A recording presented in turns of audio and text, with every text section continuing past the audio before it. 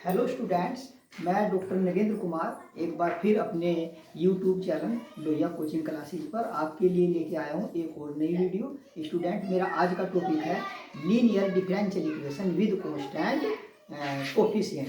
ये मेरा टॉपिक है स्टूडेंट। इससे पहले मैंने लीनियर डिफरेंशियल इक्वेशन पर वीडियो बनाई है और आपको उसके सारे क्वेश्चन जो है भली भांति अच्छी तरीके से स्टडी कराए हैं। और जो उसका एक्सटेंशन जो मेरी उसकी बर्नौली फॉर्म दूसरी फॉर्म है reducible to linear differential equation, इस पर भी क्वेश्चन कराए हैं स्टूडेंट। अब ये जो है मेरे एक नए फॉर्मेट के साथ है स्टूडेंट। इसमें जो है जो मेरी लीनियर डिफरेंशियल इक्वेशन है उसका जो डेरिवेटिव है वो घटते हुए क्रम में है, जैसे डी की पावर n -1 इस टाइप से है, लेकिन उस डेरिवेटिव की जो मेरी डिग्री होगी वो 1 होगी। यही मेरा इसका फॉर्मेट है स्टूडेंट। यहाँ पे जो है इसमें डेरिवेटिव के साथ में a1 a2 है वो मेरे जो है कांस्टेंट है। अच्छा, और जो यहाँ पे मेरा लास्ट में क्यू आएगा इसमें, वो क्यू जो है मेरा फंक्शन है हमारा एक्स का, यानी कि जो क्यू है हमारा वो एक्स भी होगा, ई की पावर एक्स भी हो सकता है, साइन एक्स हो सकता है, log एक्स हो सकता है। तो स्टूडेंट आज के हम इस वीडियो में इससे से रिलेटेड जो है जो इसके फॉर्मेट है उसके बारे में अध्ययन करेंगे। और जो हमारे इसके कुछ केस हैं स्टूडेंट जो बहुत ही इंपॉर्टेंट केस हैं, उनसे ही हम रिलेटेड जो है आपको बताएंगे स्टूडेंट। ये जो मेरी linear differential equation with constant coefficient है, ये एक बहुत ही इंपॉर्टेंट टॉपिक है, बहुत ज़्यादा इंपॉर्टेंट टॉपिक है स्टूडेंट। इसके जो क्वेश्चन है वो एमसीक्यू में भी आते हैं। इसके जो हमारे क्वेश्चन है वे जैसे कि हमारा आईआईटी वगैरह का एग्जाम्स होता है तो उसमें भी एमसीक्यू में आते हैं। तो स्टूडेंट ये बहुत ही एक महत्वपूर्ण टॉपिक है हमारा, डिफरेंशियल इक्वेशन का सबसे इंपॉर्टेंट टॉपिक माना जाता है ये linear differential equation with constant coefficient. तो स्टूडेंट अब हम इस पर कुछ अध्ययन करते हैं। जैसे हमारा ये इसका जो हमारा फॉर्मेट है a linear differential equation of N order ई। तो स्टूडेंट ये हमारा इसका फॉर्मेट होगा। और यहाँ पर जो हमारे a1 a2 an है ये हमारे कांस्टेंट है। Q will be function of x. यहाँ पे जो क्यू है हमारा ये एक्स भी हो सकता है, ई की पावर एक्स भी हो सकता है, साइन एक्स, कोस एक्स और log एक्स ये हो सकता है। अच्छा स्टूडेंट, यहाँ पे the operator D by D X is equal to D, इसको जो मेरा डी बाई डी एक्स इसको कैपिटल डी में जो है मेरे हमें मानना है। जब इसके हम दोबारा से डेरिवेटिव करेंगे वो डी स्क्वायर हो जाएगा। जब इसका हम थर्ड करेंगे तो डी की क्यूब और एन करेंगे तो डी की पावर एन हो जाएगा स्टूडेंट। इनका हम अच्छी तरीके से आप लोग जो है सभी जो है इसमें ध्यान दें। अब इसको D Y by D X को यहाँ से मैं डी जो मेरा फॉर्मेट है डी बाई डी एक्स दिया जाएगा। और स्टूडेंट ये जो मेरी है फॉर्म बन जाएगी, यहाँ से ये मेरी फॉर्म बन जाती है। जब हम इसका सॉल्यूशन करते हैं यहाँ पे क्यू की जो वैल्यू है, इफ क्यू जो है अगर मेरा यहाँ पे 0 है तो उस समय मैं यहाँ पे जो अपना सॉल्यूशन है y equal to C F के फॉर्म में लेता हूँ। y equal to C F के फॉर्म में in case Q equal to 0, अगर ये 0 आ जाता है तो इसके लिए सबसे पहले मेरे को जो है एक इक्वेशन बनानी होगी, जिस इक्वेशन का नाम जो है यहाँ पे ऑक्सिलरी इक्वेशन ए की फॉर्म में होगा। और वो बनेगी कैसे, वो मेरी एम में होगी। डी की वैल्यू यहाँ पे मैं एम पुट करूंगा तो जो उसका इक्वेशन का फॉर्मेट होगा वो M square plus 2m plus 1 कुछ इस तरीके से होगा स्टूडेंट। इसके बाद में जो मेरा ये सी एफ है इसकी फुल फॉर्म है कॉम्प्लीमेंट्री फंक्शन स्टूडेंट। जब यहाँ पे क्यू की वैल्यू 0 होगी तो जो मेरा कॉम्प्लीमेंट्री फंक्शन है वो जो गिवन डिफरेंशियल इक्वेशन है उसके सॉल्यूशन के इक्वल आएगा, यानी y equal to C F. अब स्टूडेंट जो मेरी डिफरेंशियल इक्वेशन होगी यहाँ पे ये जो मेरी डिफरेंशियल इक्वेशन है ये इसके कुछ एग्जांपल्स है, जैसे कि ये इस तरीके से भी हो सकती है d2y upon dx2 plus 2dy by dx plus 4y equal to 0। Example second है d की क्यूब बाई dx की cube 6 d2y upon dx2 plus 11dy by dx plus 6y। इसकी एक खास पहचान ये भी है लीनियर डिफरेंशियल इक्वेशन में कांस्टेंट कोएफिशिएंट की कि जो मेरे डेरिवेटिव हैं वो सभी की पावर जो है उनकी सभी की डिग्री जो है 1 होगी स्टूडेंट, सभी 1 डिग्री फॉर्मेट में होंगे। यहाँ से सभी के सभी 1 डिग्री फॉर्मेट में होंगे। और जो मेरा डेरिवेटिव है वो घटते हुए क्रम में होगा। यहाँ पे जैसे 3 है 2 है यहाँ पे 1 आ जाएगा। ये इसकी एक पहचान है और ये इसका जो है मेरा एक फॉर्मेट है जो मैंने आपको ऊपर बताया है। तो स्टूडेंट आई होप आपको अच्छी तरीके से समझ आया होगा। अगर कोई चीज़ में समझ में नहीं आई तो आप कमेंट बॉक्स में मेरे को बताएं। अब स्टूडेंट इसी के ही ऊपर जो है इसके हमारे कुछ केस हैं, वो केस जो है हम स्टडी कर लेते हैं।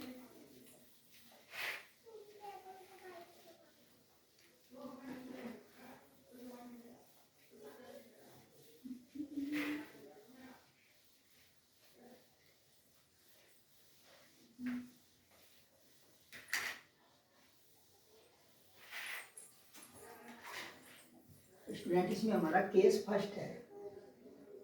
Case first, when the root of AE auxiliary equation, when the root of auxiliary equation is distinct। Distinct का मतलब होता है स्टूडेंट की इक्वेशन के जो मेरे रूट आएंगे वो आपस में बराबर नहीं होंगे। जैसे M1 M2 M3 up to Mn, ये रूट मेरे इक्वेशन के बराबर नहीं है तो ये डिस्टिंक्ट रूट है। तो स्टूडेंट इसका जो मेरा कॉम्प्लीमेंट्री फंक्शन आएगा C1 e की पावर M1x, C2 e की power M2x plus up to ये आ जाएगा हमारा Cn e की पावर M1 Mnx, ये आ जाएगा। स्टूडेंट इसके बाद में हमारा केस सेकंड है, when the root of auxiliary equation is equal। Student जब मेरे ऑक्सिलरी इक्वेशन के रूट है M1 M2 M3, इनमें से कोई भी दो आपस में बराबर होंगे। जैसे एग्जांपल के तौर पे हम ले सकते हैं M1 बराबर M2 M3 M4 up. Student इसका CF आ जाएगा हमारा CF is equal to C1 plus C2x e की power M1x plus C2 C1 C2 हो जाएगा, यहाँ पे आ जाएगा स्टूडेंट C3 e की पावर M3x प्लस स्टूडेंट अगला रूट हमारा हो जाएगा C4 और e की पावर M4x। यहाँ से ये आ जाएगा हमारा इस टाइप से हमारा रूट। स्टूडेंट अब चूंकि मेरे ये दो रूट बराबर है, यदि मेरे तीन रूट बराबर आ जाएं, एग्जांपल मैं दे देता हूं कि M1 is equal to M2 is equal to M3, student ये मेरे रूट बराबर हो जाएंगे और जो मेरा एक रूट है वो अलग हो जाएगा। CF की वैल्यू आ जाएगी हमारी C1 plus C2x plus C3x square, ये आ जाएगा स्टूडेंट यहाँ से, और e की पावर M1x। स्टूडेंट इसके बाद में हमारे कांस्टेंट तीन आ जाएंगे C1 C2 C3 और लास्ट में आ जाएगा प्लस C4 e की पावर M4x, ये आ जाएगा। एग्जाम्पल नंबर ये मेरा फर्स्ट है, इसमें एग्जाम्पल एक मेरा सेकंड है। स्टूडेंट एक बार मैं आपको फिर बता देना चाह रहा हूँ, ये मेरा केस फर्स्ट है। केस फर्स्ट में जब मेरे ऑक्सिलरी इक्वेशन, मैंने इससे पहले आपको बता दी, जो ऑक्सिलरी इक्वेशन है वो मेरी कुछ इस फॉर्मेट में होगी, जैसे m स्क्वायर प्लस में 2m और प्लस में 1 इज इक्वल टू 0, इस फॉर्मेट में होगी। जब यहाँ से मैं m की वैल्यूज को निकालूंगा, यदि m की वैल्यूज मेरी अलग अलग आ रही है तो मेरा CF होगा ये C1 e की power M1x plus C2 e की power M2x plus Cn e की पावर M1x। केस सेकंड में है when the root of auxiliary equation is equal, इसमें स्टूडेंट मेरे दो रूट आपस में बराबर होंगे तो उसका CF हमारा जो आएगा वो C1 प्लस C2x e की पावर M1x, यहाँ से काउंट करेंगे इसको, फिर आ जाएगा हमारा C3 e की power M3x plus C4 e की पावर M4x। स्टूडेंट जब मेरे तीन रूट बराबर होंगे, जब तीन रूट बराबर होंगे तो यहाँ से जो मेरा CF आएगा C1 प्लस C2x, ये आ जाएगा हमारा C1 plus C2x plus C3x square e की पावर, यहाँ से काउंट करेंगे इसको हम M1x प्लस स्टूडेंट इसके बाद में हमारा आ जाएगा यहाँ पे C4 C1 C2 C3 यहाँ पे कॉन्स्टेंट लग जाएंगे, ये आ जाएगा नया कॉन्स्टेंट अगला हमारा C4 e की पावर m4x।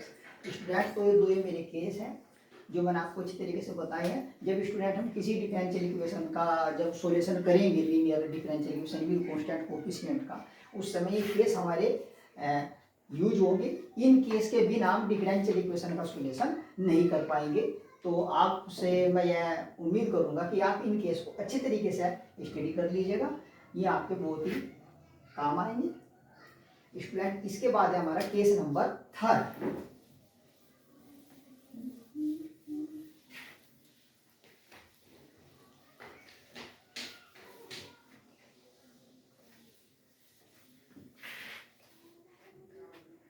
केस नंबर 3 है स्टूडेंट, केस 3 है स्टूडेंट हमारा,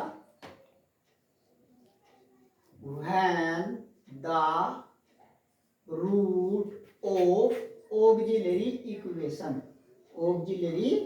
is complex, ये है स्टूडेंट। कॉम्प्लेक्स की फॉर्म हो जाएगी स्टूडेंट हमारी alpha plus minus I beta, ये फॉर्म होगी स्टूडेंट। और जो इसका CF आएगा वो आ जाएगा स्टूडेंट हमारा e to the power alpha x C1 cos of beta x plus C2 sine of beta X. ये स्टूडेंट मेरी इसका जो है CF आ जाएगा जब मेरा ऑक्सिलरी इक्वेशन का जो रूट है वो कॉम्प्लेक्स होगा। स्टूडेंट कॉम्प्लेक्स की फॉर्म मेरी किस टाइप से होगी, जैसे कोई इक्वेशन है हमारी m² + 1 = 0, तो m बराबर 0 प्लस माइनस आयोटा, तो alpha plus minus I beta, ये आ जाएगा स्टूडेंट। हम यहाँ से अल्फा तो 0 पुट कर लेंगे और बीटा को 1 पुट कर लेंगे, ये आ जाएगा स्टूडेंट हमारा यहाँ से। तो स्टूडेंट ये मेरा इसका जब अल्फा प्लस आई माइनस बीटा हमारा कॉम्प्लेक्स फॉर्म होगी तो उससे ये रिलेटेड जो मेरा ये CF आएगा ये आ जाएगा स्टूडेंट। अच्छा, इसी में ही स्टूडेंट हम इसको दो टाइप से भी लिख सकते हैं, चाहे तो हम इसको ये भी लिख सकते हैं और चाहे हम इसको ये भी लिख सकते हैं स्टूडेंट। इसको आप ध्यान दीजिएगा, दूसरा रूट मेरा ये है, इसका लिख सकते हैं हम यहाँ से, ये हो जाएगा student C1 e to the power alpha X sine beta x plus C2, ये भी इसको लिख सकते हैं। और ये लिख सकते हैं स्टूडेंट हम C1 e to the power alpha X और ये आ जाएगा हमारा कोस बीटा एक्स प्लस C2, ये आ जाएगा स्टूडेंट हमारा। इसको हम दो टाइप से भी लिख सकते हैं। अच्छा, और इसी में स्टूडेंट यहाँ पे एक केस हमारा और बनता है, केस तो नहीं मैं कह सकता लेकिन एग्जांपल के तौर पर when the root is repeated,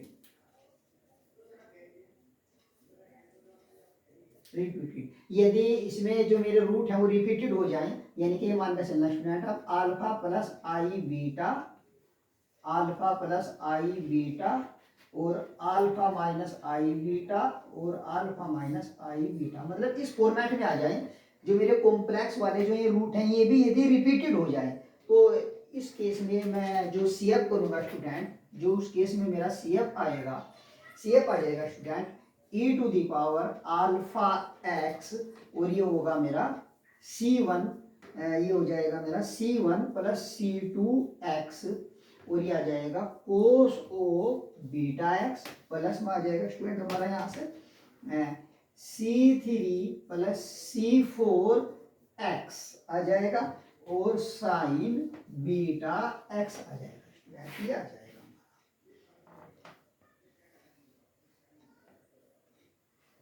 एक बार फिर बता दे रहा हूँ स्टूडेंट मैं आपको, ये केस मेरा थर्ड है, एक इम्पोर्टेंट केस है वो होती। इस केस में जब मेरी ऑक्सिलरी इक्वेशन कॉम्प्लेक्स फॉर्मेट में आ जाएगी alpha plus minus I beta, तो स्टूडेंट उस समय मेरा जो CF होगा e to the power alpha x C1 cos beta x plus C2 sine beta X, ये होगा। इसको मैं इस तरीके से भी लिख सकता हूँ C1 e to the power alpha X sine sine में आ जाएगा हमारा C1 e to the power alpha X sine beta x plus C2, और ये आ जाएगा हमारा C1 e की power alpha C1 e to the power alpha X cos beta x plus C2। इसको मैं दो टाइप से भी लिख सकता हूँ स्टूडेंट, यहाँ पे ये दो मेरी वैल्यूज आ जाएंगी, चाहे तो मैं इसको ऐसे लिख सकता हूँ, चाहे मैं इसको ऐसे भी लिख सकता हूँ। अच्छा, when the root is repeated, repeated का मतलब स्टूडेंट ये मान के चलना कि जो दो रूट मेरे प्लस के आ जाएंगे और दो रूट ही मेरे माइनस के आ जाएंगे, सेम रिपीट हो रहे हैं, तो उस समय मेरा CF होगा e की power alpha x C1 plus C2 x cos beta x plus C3 plus C4 x sine beta x. Student ये मेरा बहुत ही इंपॉर्टेंट केस है, केस नंबर 3।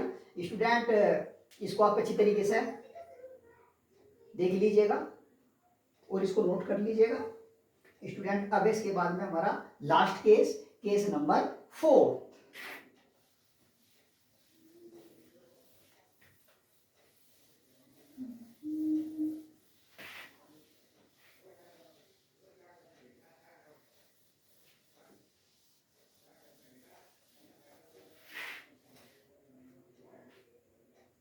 केस 4 यहाँ पे हो जाएगा student, when the root of auxiliary equation is irrational,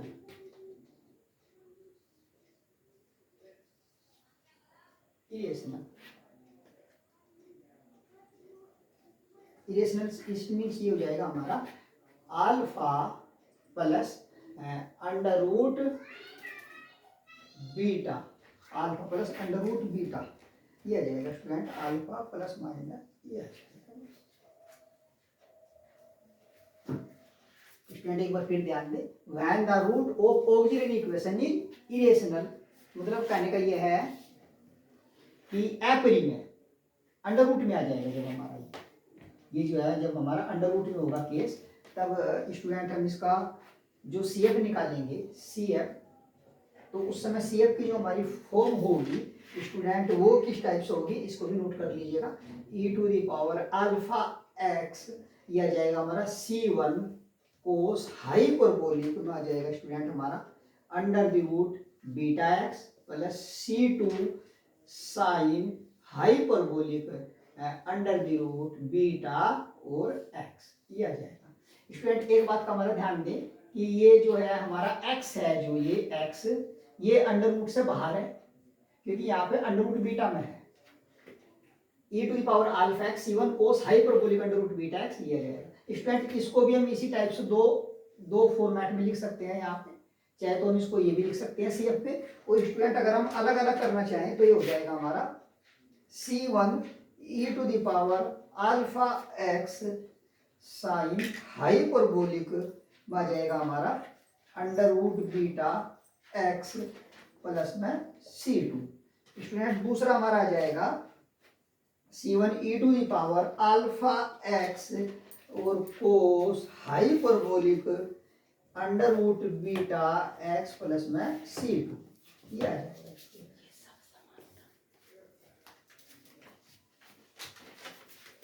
student एक बार फिर मैं बताना चाह रहा हूँ, इसको मैं दो टाइप से ऐसे भी करके लिख सकता हूँ, चाहे तो मैं इसको ऐसे लिख लूंगा, ये ऐसे बात एक ही है। स्टूडेंट एक एग्जांपल और है कि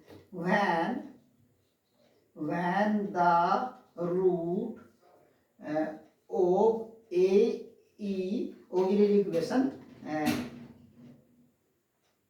इन रिपीटेड फॉर्म, अगर यही स्टूडेंट मेरे जो रूट है वो रिपीटेड फॉर्म में आ जाए, जैसे alpha plus under root beta, alpha plus under root beta, और student alpha minus under root beta, alpha minus under root beta. Repeated form student ये होती है कि रूट तो मेरे सेम होंगे लेकिन वे मेरे रिपीटेड फॉर्म में होंगे। तो स्टूडेंट जब मेरे रिपीटेड फॉर्म में जो मेरे रूट आ जाएंगे तो स्टूडेंट उसका जो मेरा फार्मूला होगा CF का आ जाएगा student e to the power alpha X, और ये आ जाएगा मेरा C1 प्लस C2 एक्स, ये आ जाएगा हमारा cos hyperbolic under root beta x plus में आ जाएगा स्टूडेंट हमारा C3 प्लस C4x और ये आ जाएगा sine hyperbolic under the root beta X. इस फॉर्मेट में आएगा स्टूडेंट एक बार मैं ये बता देना चाह रहा हूँ, ये भी केस मेरा काफ़ी महत्वपूर्ण केस है, लेकिन स्टूडेंट इस केस पर क्वेश्चन बहुत ही कम पूछे जाते हैं। When the root of auxiliary equation in irrational. Student अपरिमेय का जब मेरा ये होगा फॉर्मेट, तो alpha plus minus under root beta, और इसका जो मेरा शेप आएगा complementary function e to the power alpha x C1 cos hyperbolic under root beta x plus C2 sine hyperbolic under root beta x. Student अगर मैं इसको दो type से तोड़ लेता हूँ तो मेरा पहला फॉर्मेट तो ये आ जाएगा और दूसरा फॉर्मेट मेरा ये आ जाएगा।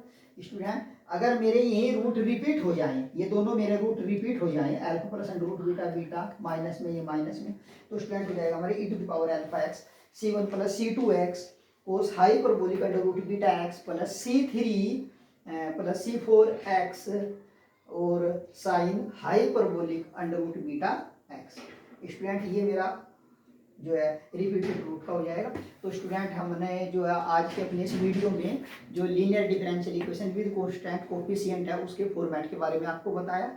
अच्छा स्टूडेंट, इसमें हमने आपको ऑक्सिलरी इक्वेशन के बारे में बताया, कॉम्प्लीमेंट्री फंक्शन के बारे में बताया, और इससे जो जुड़े हुए तमाम केस हैं, case first second third fourth, उनके बारे में आपको स्टडी कराया। तो स्टूडेंट यदि यह मेरा वीडियो आपको अच्छा लगा है तो मेरे आप चैनल को लाइक और सब्सक्राइब करें। Thank you.